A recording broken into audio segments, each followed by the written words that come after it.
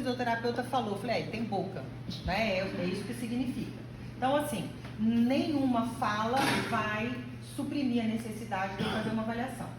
Então, o paciente disse que está com dor no tornozelo, no pé. Quais são as estruturas que a gente vai vir avaliar normalmente? Então, como que a gente observa a sinovite do tornozelo? Vocês se lembram? A gente vai colocar o pé na posição anatômica de repouso, relaxa, relaxa, isso. E aí eu vou olhar na interlinha da articulação anteriormente aos maléolos, tá?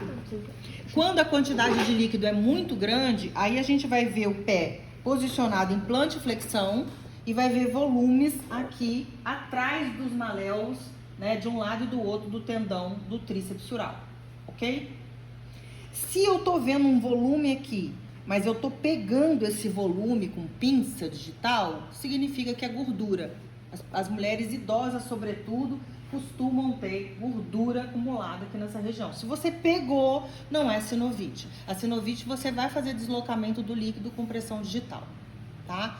Toda vez que o paciente claudica, seja lá por motivo que for, a gente precisa ver se tem o sinal do cacifo, se tem acúmulo de líquido no membro inferior. Então você vai pegar uma ponta de osso e vai apertar e vai ver se vai ficar, né, aquela cacimbinha, aquele buraquinho referente ao acúmulo de líquido, tá? O edema de estase venosa é um edema muito comum em lesões de membros inferiores e vai dar uma sensação de peso e dificuldade de deambulação, tá? Também pode ser causa de dor. A prescrição para sinovite e a prescrição para edema de estase por falta de contração do tríceps sural são tratamentos completamente diferentes e vão gerar sintomas diferentes também, tá? A maioria dos pacientes que tem edema de estase não está ativando da maneira correta o tríceps sural na hora de deambular. E isso já me fala que eu tenho que testar o quê? A mobilidade passiva do tornozelo. Então aí eu vou ver os limites de amplitude de movimento. Usem a mesma referência óssea para colocar em sobrecarga para a gente colocar tensão no mesmo lugar e observar se tem déficit ou não. Então vocês estão vendo que as amplitudes passivas delas estão iguais em todas as amplitudes. Ó, certo? Então, olha aqui, observem o jeito que eu pego. Eu tô usando a eminência tenar para empurrar aqui e tô usando os dedos para puxar aqui. Então, assim, isso depende do tamanho da sua mão, da sua força, do tamanho do pé da pessoa, tá? Se você tiver a mão pequenininha e fraca, você pode fazer um de cada lado e comparar. Porém, para mim, eu acho mais fácil, porque eu tenho a mão grande, fazer assim. Não tem um jeito... O único jeito certo de fazer, tem o seu jeito, né? Que depende muito da sua estrutura, da sua força, do paciente que você está avaliando. Então, as passivas são importantes da gente avaliar, tá? As ativas de pé, a gente tem que fazer mais em carga, né, em pé, em algumas situações funcionais do que deitado. Mas nada me impede aqui de fazer força para puxar para cima, força para puxar para cima, força, força, força, força, força, força, força, força, força para empurrar, né? Desvira agora, isso, pro outro lado, lá dentro, isso. Então, nada impede de eu fazer aqui. Mas fica mais fácil de eu ver a estabilidade do tornozelo quando ela tá na ponta do pé, quando ela tá no calcanhar, quando ela tá coativando todo mundo. E aí fica mais fácil de eu ver se o tornozelo tá ficando instável, tá tendendo para algum lado ou não. Aqui eu não vou ver porque não tem carne em cima, tá? Tem alguns pacientes, quer dizer, a Aisha tá um tornozelo bem firme. Tem uns pacientes que você vê que o tornozelo é frouxo, assim, tem uma lacidão muito grande. E aí fica mais fácil da gente ver também, da gente supor que na situação de instabilidade você vai ter uma articulação mais instável. O tornozelo, a priori, é uma articulação muito estável. Então, se ela tem muita amplitude, né, mais do que devia, a gente suspeita que vai dar ruim na hora de fazer uma situação de instabilidade. Tudo bem? Que a gente vai olhar assim na interlinha articular? Pacientes que têm dor no joelho e pacientes pós-entorse vão ter muita dor ligamentar. E esse pós não é pós imediato não, às vezes é 10 anos depois da entorse, tá? Eu peguei uma paciente que teve entorse há muitos anos atrás, e o relato dela é que ela tinha medo de usar salto porque ela sentia que o tornozelo dela ia torcer de novo, ela tinha medo. E aí eu fui palpar, fazer essa palpação aqui que eu vou fazer com vocês, e ela tinha muita dor ligamentar nos ligamentos que foram estressados. Então, quando a gente fala de entorse de inversão, os ligamentos que a pessoa vai sentir dor são esses laterais, né? Ô, Tiago, mas só depois de 10 anos, né? Tipo assim, tô se tornozelo hoje, semana que vem eu vou olhar com... Vai olhar. Aí pode acontecer também. Sim, vai estar. Ah, tá. Quanto mais recente, mais facilmente vai estar positiva a palpação, tá? Qual que é o problema de um ligamento que dói na palpação? Olha lá. Qual que é o problema? Então, assim, ponto gatilho você tem em massa muscular. Todo mundo sabe que ponto gatilho dá em músculo, mas ponto gatilho também dá em fáscia, em ligamento e em êntese. Então, assim, são estruturas que deveriam gerar, melhorar o contato entre as superfícies ósseas. Se eles estão sensíveis e doloridos, eles não vão conseguir fazer essa regulação de contato direito. E isso pode gerar uma instabilidade, né, na articulação. Então, é importante que ela não tenha sintoma nos ligamentos que sofreram estresse. Então, eu peguei Gente, como é que é o nome da estagiária? Eu tô com o rostinho dela na minha cabeça. Uma moreninha, baixinha, com um sorriso bonitinho no colinho. Eu não conheço quase ninguém. Ai, nossa, ela é tão fofinha. Eu esqueci o nome dela, fugiu da cabeça. Não. Não, estagiária. Ela tá no estágio já. Caneco. O sobrenome dela é Caneco. A Gabriela. Gabriela, obrigada. Deixa eu ver se. A Gabi sofreu entorse há não sei quantos milhões de anos. A gente foi ver os ligamentos dela, ela teve ruptura. Ligamento doendo muito. Ano passado, não? Hã? Ela tava com a bota ano passado, não? Nem sei. O que eu sei é que ela ainda estava com muita dor ligamentar. Né? E a gente fez a palpação dela na semana passada, ela estava com muita dor no ligamento. Ela falado que tava tudo ruim dela. Então ainda tem bastante dor ligamentar, o que acaba gerando, né, uma dificuldade. E o que acontece? A pessoa, por causa da dor do ligamento, vai limitar a amplitude ativa. E se ela limita a amplitude ativa, é muito fácil acontecer perda passiva. Então a gente não viu, a Aisha não tem perda passiva, certo? Mas ela provavelmente deve tender a não utilizar ativamente toda a amplitude que ela tem, porque isso vai gerar estresse no ligamento que está sintomático. Então, com o tempo, isso pode gerar perda passiva. A Gabriela estava com perda passiva. E tinha perda de massa muscular, tinha toda ali uma compensação da lesão do passado. Fala. Eu tenho uma dúvida. Quando você palpa os tendões, ou o ligamento, e tá com dor a palpação, Certo. O que a gente faz em relação à Todos. prescrição? Vale, tipo assim, que a gente já vê mais pra músculo. Sim. O que acontece? Ligamento, tadinha, ela tava gemendo. Tô segurando na mão de Deus. Ligamento, ele melhora a estrutura dele junto com os exercícios. Mas você tem estratégias para diminuir a dor local, tanto de recursos como, por exemplo, agulhamento ou mobilização. Tem também a técnica de cíliax. Eu não gosto de cíliax, porque dói muito, a palpação já dói muito. Imagina você ficar fazendo fricção transversa profunda, ela vai sofrer demais. Eu acho muito desagradável, eu não gosto, tá? Eu prefiro fazer agulhamento seco, porque diminui, foi o que a gente fez na Gabriela na semana passada, diminui muito imediatamente. Só que tem que ter uma técnica, que a quantidade de tecido aqui é mínima, né? O osso está logo de baixo. Então você tem que saber como que vai fazer a aplicação para não machucar ela. Mas é super tranquila a aplicação quando você tem treino. Mas o próprio exercício vai gerar essa alteração de estrutura ligamentar. O ligamento fica mais rígido e mais organizado, a fibra dele, quando você submete a articulação a exercício. Então é o mesmo processo, né? Tendão também. Tendão também. Então, assim, pode ser isométrico, pode ser concêntrico, excêntrico, depende do limite de dor do que o paciente está apresentando. Você pode trabalhar isometricamente no começo. Vai colocando na amplitude seriada, né, de estiramento e pedindo a contração isométrica. Vai fazer, né? Então, no primeiro momento, se a dor estiver muito significativa, acabou de acontecer então essa semana que vem, eu posso dar um estímulo isométrico. Por que isso é importante? Porque o tecido que sofreu um estiramento, ele vai estar desorganizado a estrutura dele. Então, quando você dá o estímulo, você estimula a organização e deposição do colágeno de tal forma a melhorar a propriedade do tecido que sofreu uma lesão. Se isso não for feito, vai ficar 10 anos a pessoa sentindo dor ali. Então, por isso que às vezes passou 1 ano, passou 2 anos, passou 6 anos, a pessoa ainda tem dor no ligamento, porque não foi feito um trabalho de recuperação da estrutura do ligamento que sofreu a lesão. E isso tem que ser feito. Quando tem fratura, também vai afetar o... Também vai. Às vezes tem ruptura, né? Às vezes o posicionamento... Tá o Anderson Quebrou. Então, gente, a palpação dos ligamentos, todos os ligamentos que saem do maléolo e vão pro tarso dela estão sintomáticos, todos.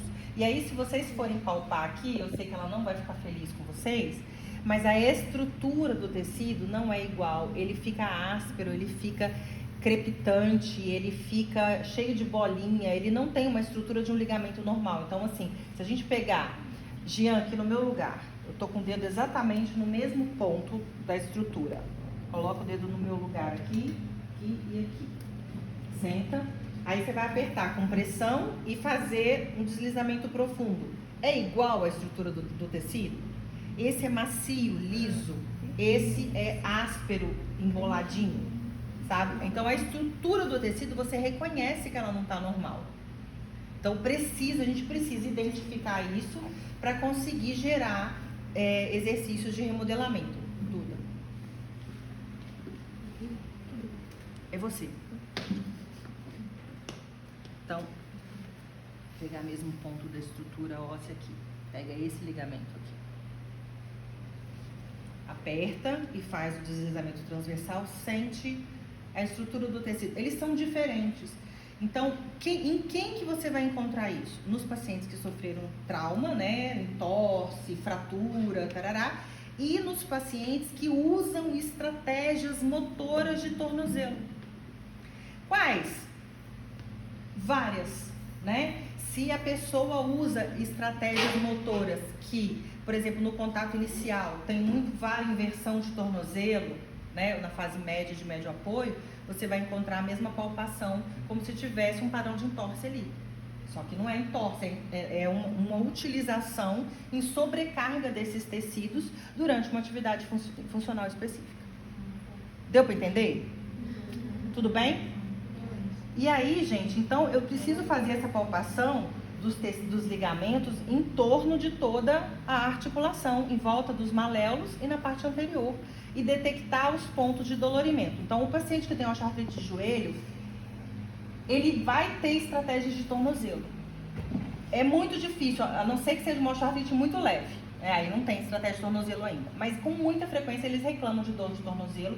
Eles acham que é artrose também, né? Que é uma artrose que deu no tornozelo. E é a estratégia motora que eles utilizam para diminuir a dor no joelho e continuar mantendo a função que gera dor no tornozelo. Normalmente eles têm muita dor ligamentar. Normalmente eles têm estase venosa e eles têm uma atrofia do tríceps ural.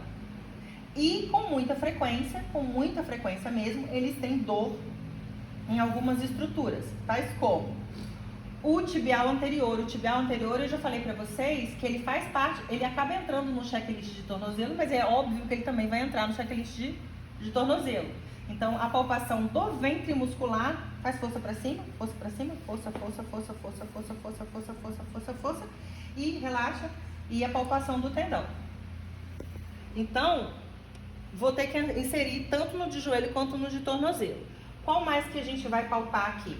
O tibial posterior. Então, ele vai vir até aqui a proeminência do navicular, né? E vai circundar aqui o maléolo medial, subindo aqui. Como é que tá aqui, Aisha? Aqui tá tranquilo. Embaixo que você não gostou muito, né? É. Aqui. É. Aqui assim tá meio estranho aqui, né? Isso. Ó, aqui. E é só nesse direito, né? No outro também, mais menos. É muito menos. Aqui tem, ó, isso aqui tá bem nítido mesmo, que tem uma alteração de volume, de estrutura. Vem cá no meu lugar. Então, ó, o navicular tá aqui. A gente vai seguir aqui, ó. Quando faz assim, ó, Vinícius, você vai ver que aqui tá bem diferente. A palpação é profunda, então você tem que meter o dedo. A palpação tá igual a Aisha. Tá. Você sente a diferença dos lados? Pouco. Mas dá pra sentir. Esse lado de cá tem um abaulamento que no lado de lá não tem. Tá mais rígido. É. Certo? Aham. Quer palpar, aproveitar e palpar os ligamentos dela? Aham. Aqui, ó. Aqui. Aqui. Agora faz a palpação transversal. É diferente. Vocês estão fazendo um carinho. Tem, ele crepita do lado de cá. Então, gente, o tibial posterior, ele costuma dar muito BO nas estratégias de tornozelo e pé que sobrecarregam o pé em hiperpronação. Porque ao invés de impulsionar com o tríceps oral, a pessoa estira o tibial posterior. Elástico, né? Propriedade elástica. E ele não é para isso, ele não foi feito para isso. Ele não trabalha assim normalmente. Também a gente vai aproveitar aqui e palpar a inserção da fáscia plantar e ao longo de toda a fáscia no arco até chegar na cabeça do primeiro metatarso. Certo? Então ela a gente não encontrou, mas tem paciente que você encontra os nódulos rígidos, endurecidos e que geram bastante dor à palpação. Um negócio duro assim, da Isso. ponte a outra. É. Tem paciente que você encontra os nódulos bem localizados, é bem fácil de você detectar, principalmente de forma Parece como se comparativa. tivesse uma tira assim. Um rosário. Imagina assim, uma tira rígida, uma banda rígida, tensa, com uma bolinha em alguns O pontos. meu não sinto bolinha não, mas eu sinto essa... Mais duro, né? Então, assim, tem paciente que sente dor quando você passivamente hiperestende as articulações, né? E aí você tensiona aqui. Aí o paciente sente dor porque tem muita rigidez na face plantar, tá? Tá muito rígida, muito dura, porque provavelmente está sendo usada em sobrecarga, né? Outra coisa que é importante a gente observar é a mobilidade das articulações metatarsofalangianas. Elas frequentemente, né, geram sintoma quando a gente tem metatarsalgia, e aí vale a pena fazer a palpação intermetatársica. Isso que dói, né? Achei aqui um ponto enorme, bem no meio, entre o primeiro e o segundo metatarso. Vem cá. Começa a deslizar daqui, antes de onde está o meu dedo. Isso. Agora chega lá. Sentiu? Tem uma bolinha bem aqui? Então, assim, a gente vai fazer isso em todo o espaço intermetatársico e às vezes você vai encontrar aqui um neuroma de Morton, que é bastante comum em pessoas que têm uma sobrecarga de antepé, tá? E aí pode ser desde sapato até estratégia motora mesmo. Correr em esteira costuma dar muita metatarsalgia com neuroma de Morton, que a pessoa faz muita inclinação de tronco, né? Coloca dependendo do contato inicial com o pé muito na frente, faz muita pressão no antepé e na parte anterior da canela, né? Da tíbia, a gente fala canela, mas não existe isso. Da tíbia, que dá a tal da canelite, de fissura óssea mesmo, tá? Que é lesão de periósteo, lesão óssea. Então a canelite verdadeira, legítima, é essa de lesão anterior. Não é nem a lateral, nem a medial. Essa seria a verdadeira mesmo, tá? Então, a metatarsalgia, ela pode acontecer entre qualquer dos espaços intermetatársicos ou na articulação metatarsofalangiana, onde tem mais sobrecarga. Então, às vezes você olha, tem um calo em um ponto específico, indicando pra gente que é uma hiperkeratose. A camada córnea, ela é uma proteção do organismo em locais que estão recebendo um excedente de pressão. Então, todo lugar que tem pressão demais, o organismo vai gerar uma camada córnea extra para proteger. Então, isso pode ser indicativo também. Aí, gente, é comum ter entre o primeiro e o segundo. Às vezes, você pega o paciente entre o quarto e o quinto, depende da pisada dele. Não tem uma regra para isso, tá? Tem aqueles que são mais frequentes, que são as pisadas mais frequentes. Mas, assim, mulheres que usam salto costumam ter uma calosidade bem significativa entre o segundo e o terceiro. Dependendo do pé. Se for um pé muito molinho, fica só sobre o primeiro, tá? E aí a gente vai palpar o espaço intermetatarsco e ver se encontra algum dolorimento, se tem sinal de parestesia, de choque, que é quando tem o neuroma de Morton, vai ter essa característica palpação. No caso dela eu encontrei o nódulo, mas ela não tem característica de ser neuroma de Morton, parece mais muscular mesmo, tá? Deu para entender? Então, observar. Às vezes o paciente tem o dedo em garra, tem perda de mobilidade. Então aqui a Aisha, olha, essa falange dela não estende completamente. Vocês estão vendo? Isso significa que ela utiliza esse flexo aqui dessa falange de forma recorrente. Ou ela está usando sapatos menores, porque ela não está permitindo, né? Não permitiu que o segundo dedo fosse maior do que o primeiro, encaixou só no dedão e ficou. Isso acontece, tá? Aí o dedinho ficou acostumado a ficar assim, aí ele perde o movimento. Ou quando acontece com vários, ela tá fazendo um padrão em garra dos dedos para segurar o centro de massa que está sendo deslocado posteriormente, por algum motivo, tá? Então é importante a gente observar o padrão. Quando a Aisha não tem, né, mas a gente sempre observa para ver se tem o hálux valgo, que vai dar a tal da joanete, né, que é o que você vai ter uma adução do hálux, às vezes ele fica embaixo do segundo dedo e com uma deformidade óssea aqui por causa dessa adução. E aí o paciente que tem o hálux valgo, ele vai ter uma rigidez muito alta intermetatarsico do primeiro e do segundo, mas aí da região dorsal e não anterior. Tá? Então vai ter muita rigidez aqui, inclusive com uma crepitação de tecido, tá? Fica muito rígido mesmo. Tudo bem? Então essa articulação é uma articulação que a gente vai observar se tem mobilidade, se tem dor à palpação, porque muito frequentemente a gente tem sobrecarga nela. Se o paciente faz two-out, ele vai ter uma tendência a ter lesão nessa articulação. Tudo bem? Show. Aí que é mais de estrutura de pé, né? Mobilidade, a gente estudou o pé e viu que são 3 segmentos, então é importante a gente fazer a avaliação dos segmentos entre si também. O que mais que tem aqui? A gente precisa fazer a palpação do tríceps sural. Barriguinha para baixo para mim, fica mais fácil, com o pezinho para fora. Vou manter o mesmo tornozelo. Então, aqui a gente vai observar se tem bursa com coleção líquida, porque às vezes tem. E se tem dor à palpação na inserção e no próprio tendão. O tendão, às vezes, tem alteração de espessura, de palpação e tem sintoma e líquido, às vezes, tá? Então, é importante aqui a gente palpar para ver se o tecido tá com a mesma resistência, com a mesma tensão. Aí, gente, vou subir até chegar na junção músculo-tendinha. Aqui tem uma tensão, ó. Aqui, dói aqui, Aisha? Dói um pouco. Tem uma tensão aqui que a gente consegue sentir na palpação antes de chegar na junção músculo-tendina, que é aqui. Dói aqui? Tá um pouquinho rígido a junção músculo-tendina dela, tá? E aí, o sólio tá onde? Aqui. Dói? Dói. Aqui, né? Aham. Tem um ponto gatilho enorme no sólio aqui. Como que diferencia se é porque aqui tá o gastrocnêmio, o sólio mais profundo, né? Os gastrocnêmios estão em cima, sim. Como que eu diferencio se é no sólio que tá? Ou É por causa da localização. Quando você tem problema nos gastrocnêmios, você vai ter mais nos ventres dele e não aqui. Porque os gastrocnêmios, os ventres estão assim, ó.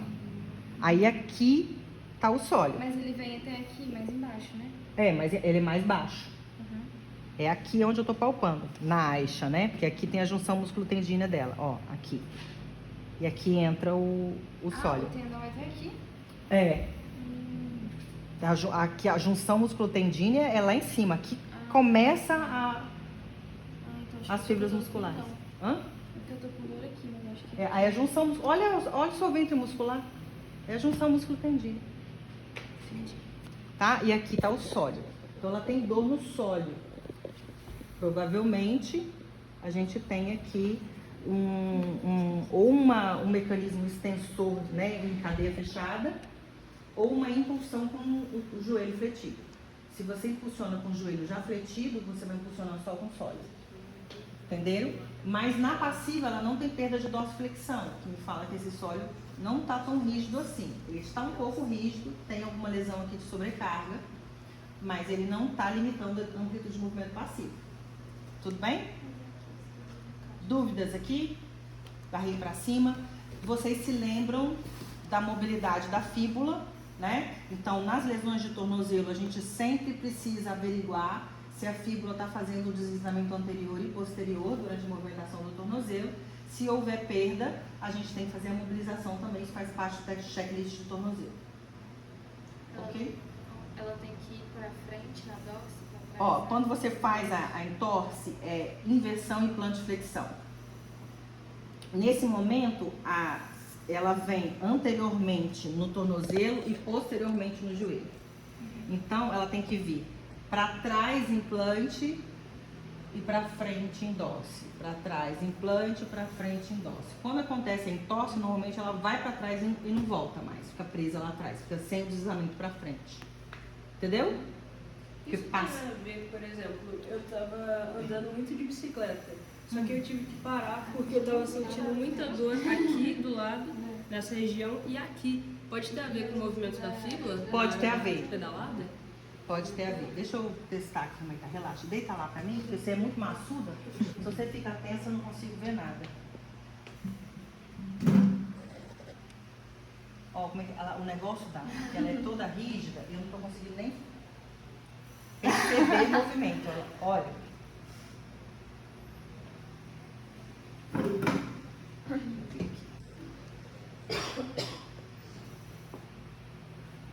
Estalou. Ó. Pouco movimento.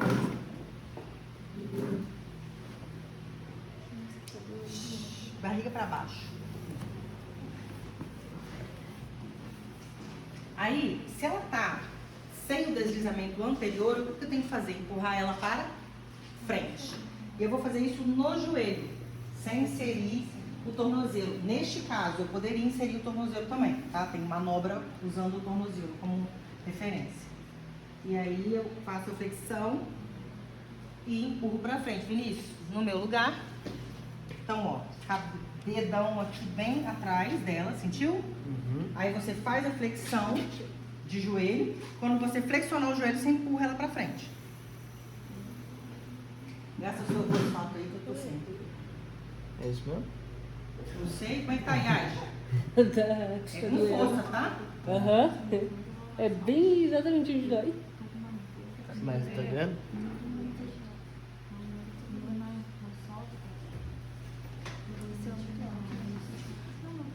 Vamos ver se melhorou a mobilidade? Barriga pra cima.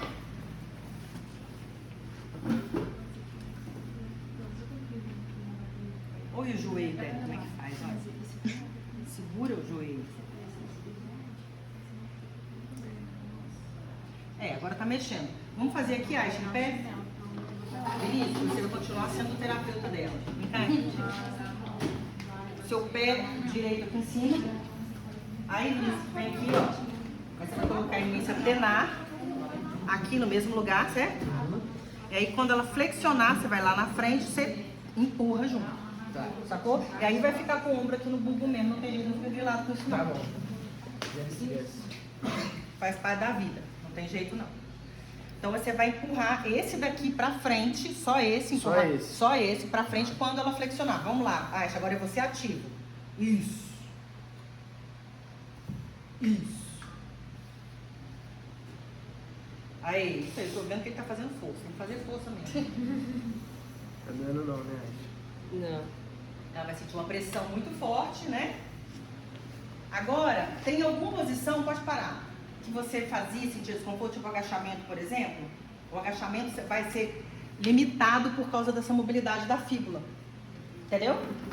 Abaixa aí como se fosse sentar no calcanhar e ver se você sente alguma limitação. Geralmente eu uso a estratégia de jogar pra trás o peso e não de coisar. Vamos ver, sem coisar. Jogando pra frente o joelho? Jogando do jeito certo, sem fazer a estratégia. Ah, tá. Aí, provavelmente estava limitado mesmo, e daí por isso que ela precisava de estratégia. Tá fazendo direitinho. Portanto que eu tinha um problema no joelho. Tinha? Deixa eu ver, faz aí. Sim. E aí, não, tipo, deu alguma cagada e a fisioterapeuta me ensinou a agachar assim.